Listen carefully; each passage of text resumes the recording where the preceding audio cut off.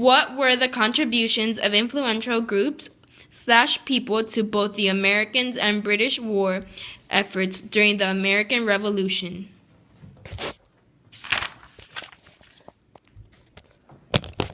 To the Americans. Spain provided money and resources for the Americans. France provided troops, monies, and their navy for the Americans. Native Americans influenced their way of clothing since cotton gets cold and soggy when wet, so the Americans began to use animal skin. The Sons of Liberty started the trouble and stirred the pot for the people to start believing independence should occur, which separated the colonies by patriots and loyalists. Thomas Paine wrote Common Sense, a book on how the only thing logical for Americans is to separate from Britain. George Washington, a commander who was a great tactical strategist, he would always the potential people... That doesn't make sense.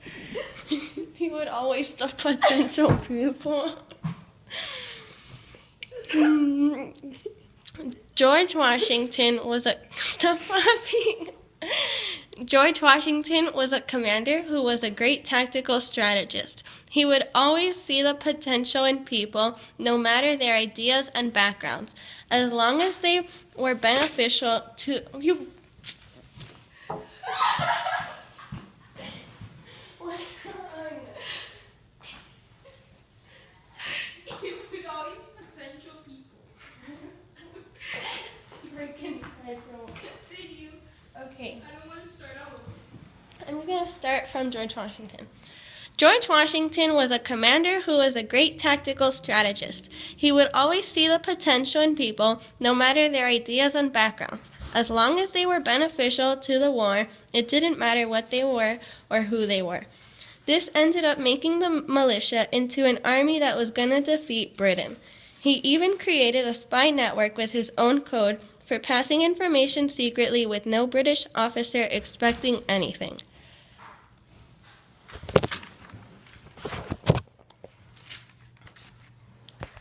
To the British. King George III was really the first person from the... Oh my god. Okay. To the British. Wait, King... you can't do that because then it's going to be a third person. To the British, like different, Like start from a sentence. So I don't say to the British. Right, okay, if you mess up, you have to start over from that sentence. King George III was really the first person from the British to say, hey, if you are unhappy, then fight for your independence. That's what made the colonists think...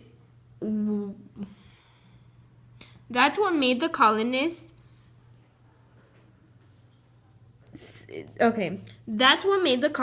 say, you know what, that's exactly what we will do. General Cornwallis was a really stuck-up person. He often disrespected the colonists, but he was the British Army's mind. He led most of the battles that ended up as a win for Britain. His win streak didn't last long, though. His win streak didn't last long. His win streaks didn't last long, though. His win streak didn't last long when the colonial army surprised him at Yorktown and forced him to surrender. This was America's winning battle in the American Revolution.